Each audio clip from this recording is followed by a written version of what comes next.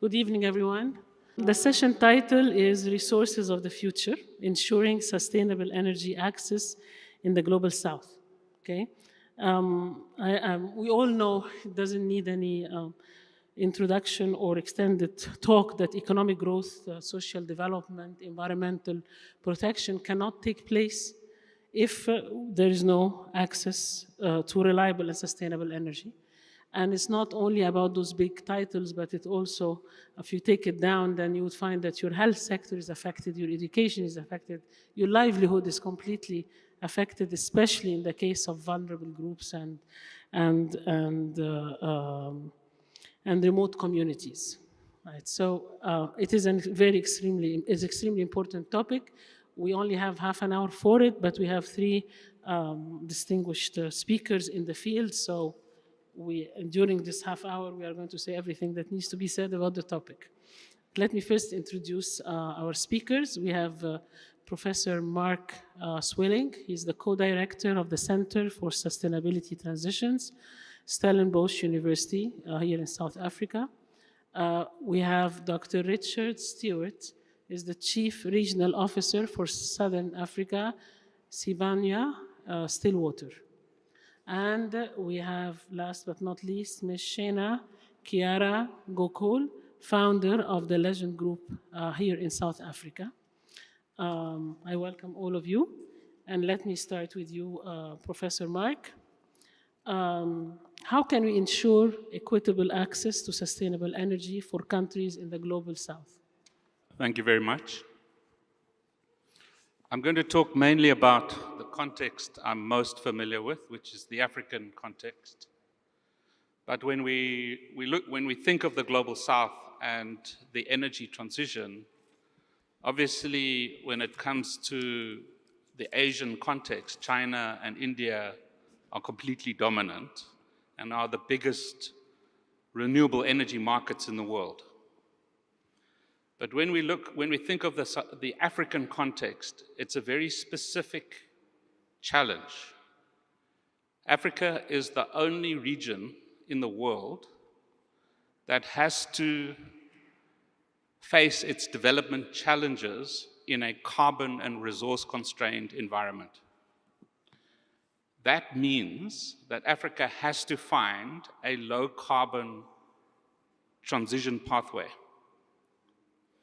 Now, why this is significant is if you look at the installed generation capacity on the African continent, the total output of energy on the African continent is equal to the total amount generated in France and Germany combined, with 140 million people.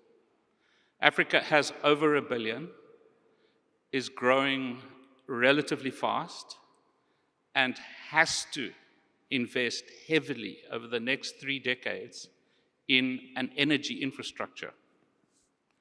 If Africa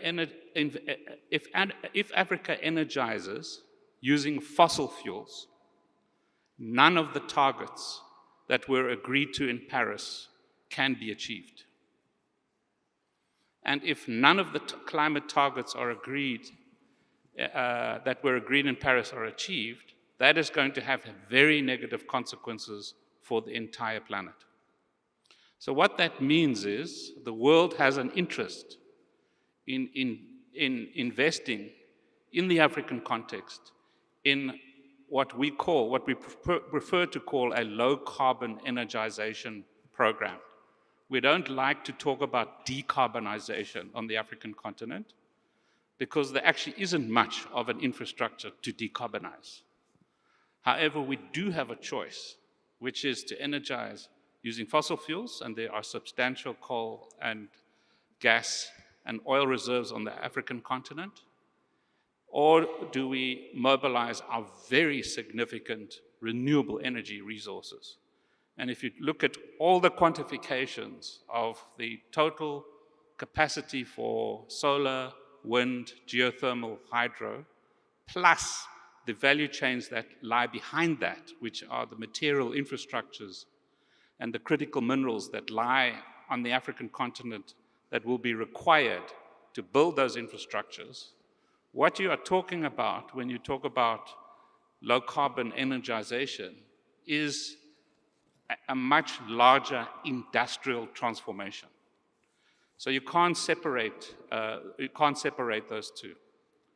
However, when it comes to estimating the investment requirements to achieve this, there are three estimates that are influential. The one is the African Development Bank, which basically estimates that the difference between what is required and what is actually spent is about $99 billion per annum, versus other estimates like the Climate Policy Initiative, which estimates the gap at around closer to $200 billion per annum, and the Columbia Center for Sustainable Development, which estimates the gap at somewhere in between. So between $99 and $240 billion per annum is the gap that we face.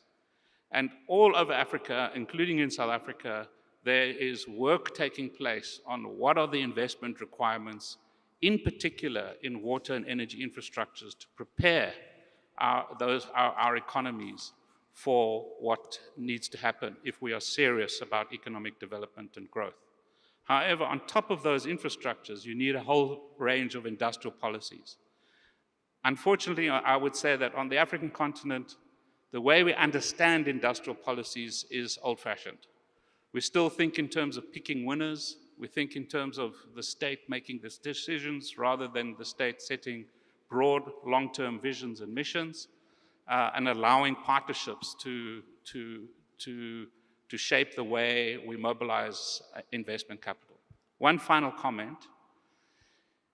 In Africa, there's still too much of a tendency to think that development has to be financed from external resources. The South African financial institutions are getting stronger. There's more and more venture capital on the continent. It's the region with the largest number of sovereign wealth funds, and there is an increasing number of mature pension funds. We Africans have to start thinking in terms of mobilizing the capital that is required for the energy transition that we have to invest in. We have absolutely no choice. And if we continue to look to the international community to fund our development, we will forever be in a subordinate position. That has to change. Thank you very much. Thank you, Professor Mark. That was very interesting, and I'm glad you focused on Africa. Very glad you mentioned low carbon energization program and not no carbon, because I don't think Africa can afford no carbon. They will not be able to industrialize at all if it's no carbon. And it's always the catch with Africa on the unfair situation that they are starting on the path for development, but they have to rely on the renewables, which are a lot easier, a lot more difficult to use.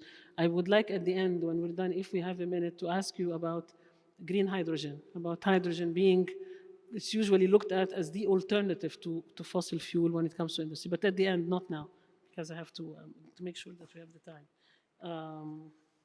And you are right, of course, about the need for the industrial policy, and picking winner is a very old way of looking at it. It has to be different. Very interesting. Dr. Richard Stewart, Professor Mark mentioned the minerals, and Africa is very rich in minerals. So let me ask you, what are the strategies for building resilient supply chains for new fuels and critical minerals? Thanks very much, and good afternoon, ladies and gentlemen. I guess before we jump straight into the supply chain and what we need to do, maybe it's worth just sketching the scale of the challenge that we're dealing with. And I say challenge, but actually I think it's probably one of the greatest opportunities that the global South and Africa has faced in order to boost their economies. I think we're on the brink of the next super cycle in terms of a commodities boom. And I think that this super cycle is going to eclipse anything we've seen before. The last big one we had was in the 2000s, largely driven by the industrialization of predominantly China and other developing nations. What we're looking at now, the scale of what's going to be required in terms of metals to meet the goals that have been set out in documents like agreements like the Paris Agreement is immense. If we just take just some numbers that have been quoted lately, I think Ian Sanders from Deloitte and Forbes, he indicated that if we achieve these objectives over the next 3 to 4 decades, we're talking about a $45 trillion industry and the creation of about 300 million jobs globally. The flip side to that is if we get it wrong, it's going to cost us about $180 trillion and about 800 million lives will be impacted. So we can't afford to get this wrong.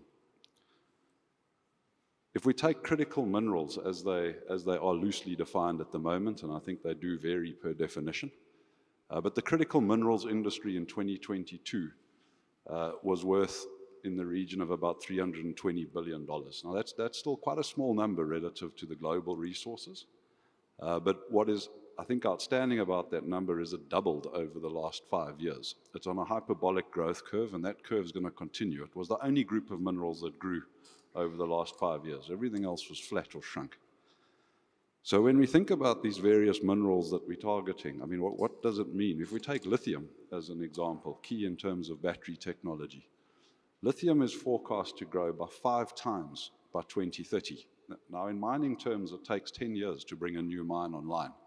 So to think about how we're going to deliver into 5 times demand growth in the next 7 years is quite an astronomical thought. Copper is expected to increase in demand by 50% over 7 years. That's a well-established industry. To find 50% more production, these are huge numbers, and the same thing can be applied to nickel and many of the other minerals that we're currently facing. And I think this is where the opportunity lies. Many of these critical minerals we find within the global south. South Africa is a core producer, the largest producer of platinum group metals, and that talks to hydrogen. A key aspect, hydrogen is actually forecast to be the biggest growing green metal or green energy source as we move forward into the future. We know about Central Africa, huge producers of copper and cobalt. The African continent, some of the biggest producers of manganese and vanadium. South America, copper, one of the biggest lithium producers, nickel. Russia, nickel. Indonesia, nickel. So a lot of these critical minerals come from the global south, and we absolutely need to be able to harness that. But I think in order to do it, and to Mark's point, we've got to start thinking differently. I actually don't think we need to be thinking about supply chains. Supply chains, inherently, when you think about that, you think about the chain, the link before you, very often your suppliers. How best can you optimize value from your supplier? And you think about your customer. How can you try and sell a little bit more to a customer at a higher price? We have to be thinking about ecosystems. This is not about a chain. It's about a group that has to come together and operate in an ecosystem for shared value for all parties. As a company, we've got a strategy which we call pandemic resilient ecosystems. And pandemic in this regard isn't viral pandemics. It's any shock to business. But it specifically talks about not just trying to sell metal onto the market and trying to get an extra dollar through trading. What we actually do is work with our downstream customers and partner with them, developing new technologies, understanding their constraints, making sure they understand ours, and that technological development and demand is going to match supply, and that we can, in fact, deliver into those supply chains sustainably. I think one of the key concerns that we need to be very worried about is whether or not we're positioning ourselves to be able to deliver into the supply chain. I think if I just use an example from South Africa at the moment, it's not a critical mineral, but if we talk about chrome, chrome, we are one of the largest producers of chrome that is used in steel manufacturing. We currently export it to China. The reality is we export chrome ore. We actually mine rocks and send rocks via ships to China to be fabricated, and you have to ask yourself why. The first step in fabrication of chrome is producing an alloy called ferrochrome, and basically you put that into a smelter and produce an alloy. There's no technical reason why we can't do it, except our energy constraints. That is the one reason we do not beneficiate chrome in South Africa. My point to this is, while we worry about beneficiation and while we worry about downstream, if we haven't got our own house in order to deliver into being able to mine, into being able to transport, and into being able to get these metals into the ecosystem that's needed, we're going to fall short at that point. So I think to try and sort of summarize, if I had to say what are the two big things we need to focus on to ensure we have sustainable supply chains, The first one is we've got to move away from supply chain thinking and move towards ecosystem thinking, and really develop with partners who share value throughout that entire value chain. I think the second aspect is each player within that ecosystem needs to clearly understand the value they bring, not only to themselves, but to the entire ecosystem and partners to help the development of the entire chain, and make absolutely sure that they are able to deliver their critical portion of that ecosystem. If we don't get these two things right, I've outlined the scale of this problem, we'll never be able to tackle it and keep up. Thank you, Dr. Richard. It's for this excellent analysis. Imagine the number, $43 trillion and millions of jobs. Absolutely amazing. But if you go wrong, this is like gambling. If you go wrong, you are doomed, okay? And the exponential increase in demand, and of course the main focus, you mentioned, and I agree with it, that we shift from the supply chain thinking to the ecosystem thinking. Again, if we have time at the end, I would like to ask you what you think about having, those minerals are essential for the transition, for protecting the planet. They're typically exported from Africa, okay? The issue is, the calls are for now, this to be used inside Africa for its development and not just be exported. So what you think about that? But again, if we have time to go to these questions. Now, the only lady in the panel, usually ladies are first, but this time I made an exception, she's last. Mishina Kiara Gokul. How best, in your opinion, how best can resources be leveraged to finance the transition to sustainable sources of energy? Thank you, Abla.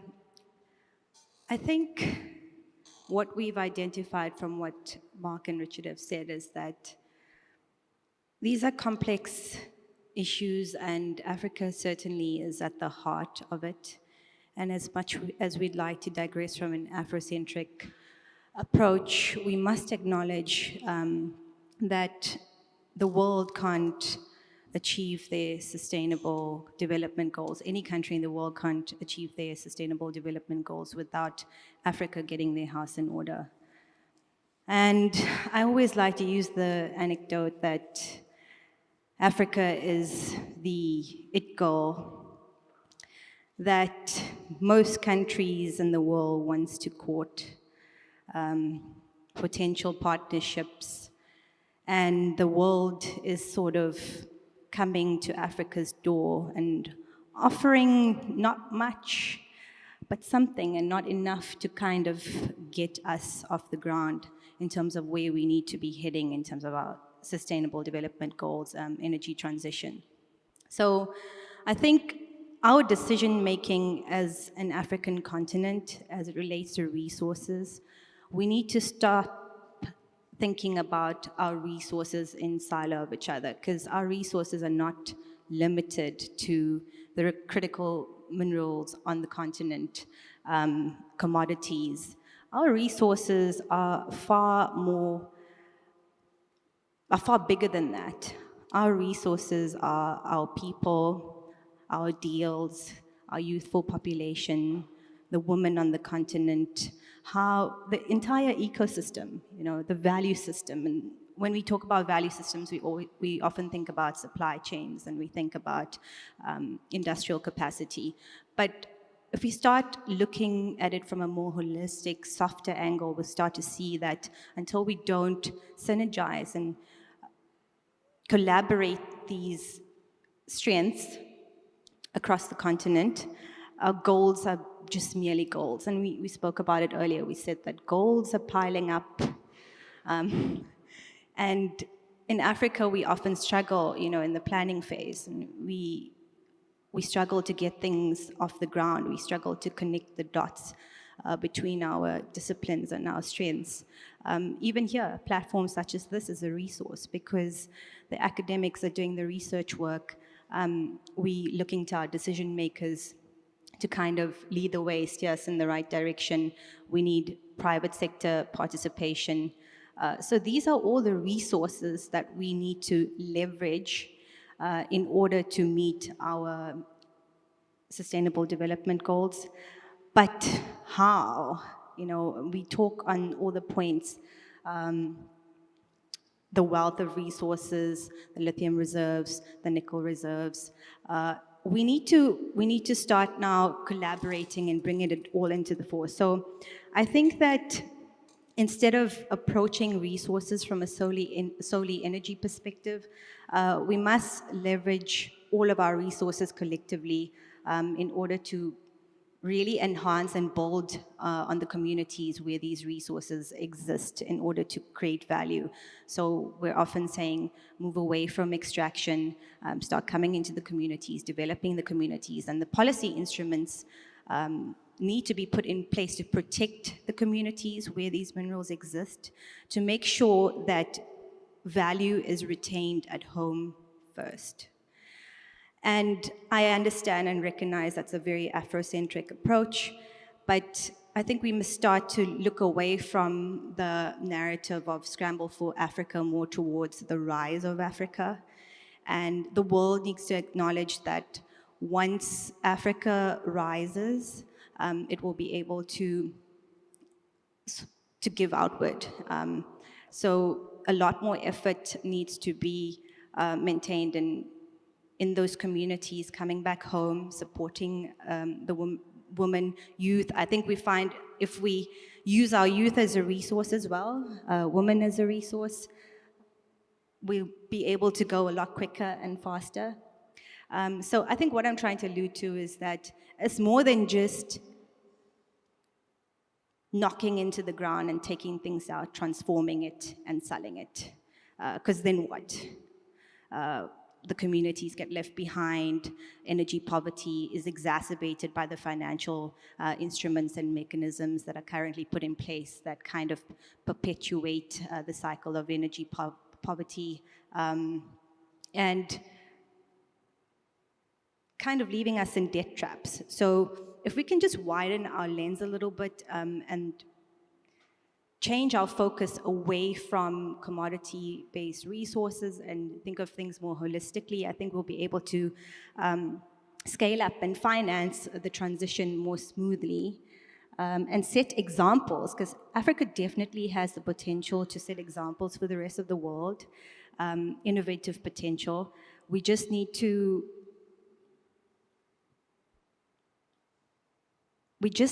understand that the clean energy transition should not just be looked at as a business for some and a mechanism for survival for others. If it's good as a business for some, it's good as a business for us, for Africa.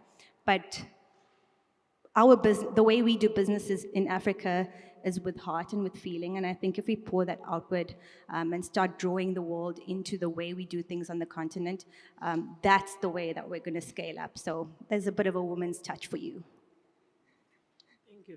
Thank you. I'm going because I'm greedy. I'm going to go back to my questions for both of you, and I have one for you as well. Give me an example of what the private sector can do. Okay, but let me start with Professor Mark on the hydrogen. Green hydrogen is supposed to be, my understanding, the only type of energy that can best be used for industrialization because it burns like in a similar way to the fossil fuels. What do you think of that? Is this true or not? What do you think? I'm sorry to say, but you're fundamentally wrong. Okay, tell me, please. Green hydrogen is not a source. Okay. You have to make hydrogen. And in order to make hydrogen, you need energy. So if you want to make green hydrogen, you need renewable energy as your energy source in order to split the water molecule using electrolyzers. And the result is hydrogen that you can use as a means of transportation of electricity. It's not a source. So it can never, ever, ever replace coal, oil, gas, and it can never be a substitute for wind and solar. It's a necessary part of the picture. However, the cost of green hydrogen has to come down. It's now just below $5 per kilogram. It has to drop to at least 1.5, ideally $1 per kilogram. And yes, the learning curves are have been quite steep, and the price is dropping. but it's probably another 5 years before it really comes into commercial reality. So when we factor it into the African story and the South African story, we must tell our politicians it's not another source of energy, because that's how they talk, and they are fundamentally wrong. It's a carrier of energy, and you need a renewable energy infrastructure in order for it to be green. And so, in other words, if you support green hydrogen, you actually support renewable energy. But the people who raise the banner for green hydrogen don't realize that. And that there's a lot of confusion in this ballgame. Okay, thank you. Very interesting. Very interesting. Okay, on the minerals, should Africa seek to export it because it's needed to produce the electric car? You need so many minerals, or should it be directed to the development in Africa, be kept here? What do you think? Yeah, I think it's so firstly, I think it's horses for courses. I think they're different. You've got to look at different minerals differently and understand how they behave. I think as I shared in a discussion this morning, in my mind, it's really about how are you creating the value and what is your ultimate objective. And this is where that ecosystem model comes back in. So let me give an example. I know, there was some comments about, take cobalt. If we have a look at something like cobalt gold goes into batteries. So if you're going to bring that back onto the continent, you effectively have to have a use for batteries on the continent and create that demand. And the reason for that is, once you put cobalt into a battery, you don't want to transport batteries. It's simply expensive, and two, it's not safe. So you do not want to be transporting batteries, so you rather transport the raw materials. So would it make sense to beneficiate cobalt on the continent? Only if you've got that demand, which today we don't. But how do you build that into an ecosystem model? Well, the way to do it is a lot of the people who are looking for cobalt, European companies in particular, many of those, for example, are also the same companies that provide the heavy mining equipment that is used to mine the cobalt. The ecosystem model should say, come and develop the local supply chains within the country for that equipment, and electrify it. That won't only add value to local economies, it'll also produce a skill set. That skill set could ultimately end up in automotives, and through that you create an economy where in the long run you can look at how you could potentially beneficiate on the continent. So I think very often we jump straight to beneficiation as a solution. What we need to look at is, where are we competitive? And where we are not, how do we partner with those who are competitive? But this is where I say, talk about an ecosystem, not a supply chain. Do not just sell the metal to the person who's prepared to pay $1 more. Sell the metal to a partner who's prepared to reinvest back into the entire circular chain and uplift value across that entire ecosystem. Thank you. Excellent. Thank you. Back to you, Sheena. Can you give an example for what the private sector can do in 50 seconds? I think for me, it's subsidize youth employment. Start giving graduates an opportunity to get involved in the decision making, to get their foot in the door, start holding their hand in some of the projects, even if it's just for a short while. They can afford to. And once we start doing that, I think we'll see a lot more entrepreneurship emerging, SME growth and development, which is the driving force on the continent. And we can certainly drive more innovation by getting our youth and women involved. Thank you very much. We actually have 46 seconds to go. Does anyone have a question, a pressing question for these three experts? It's a chance. Yeah, go ahead quickly. Here and here. Okay, we have two questions. Go ahead. Go ahead first. Thank you for this panel. My first comment is the Global South appears to be the land of natural energy and natural source of energy in diverse ways. However, the Global South is still the land who is suffering a lot of benefiting that opportunity. What is the real gap? No. The One question, point, 1 point only, because yes. we are So running out of time. Because my the comment, lady, no, can I finish, please? The issue of, thank you. sorry, it has to be one question because the lady has to ask a question and our time is up. So we were lucky to grab your first question. Yes. Okay? I think Pereira make it clear when she was talking about be able to really be transparent on how we use the potential and how we also bring the private sector in to harness and to contribute in sustaining energy in the Thank you. South.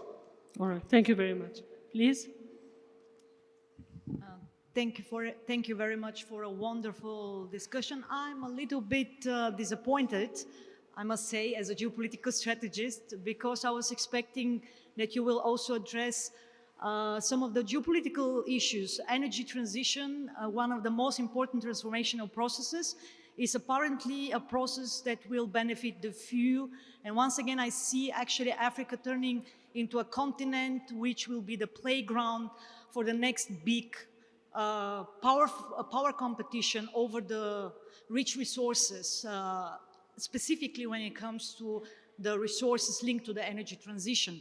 And one important fact was missed out, that is that 600 million Africans are still lacking electrification. And we know for a fact that energy transition will be very much about electricity. So I would like you to comment on that, how this time will be a different story for Africa and African people, where once again, you know, the dirty mining of the new resources, rightfully pointed out, that will be mined, and a lot of them will be mined in Africa, but how actually we will all make sure that this is not going to turn in the very same way as it happened in the previous competitions over resources. Thank you.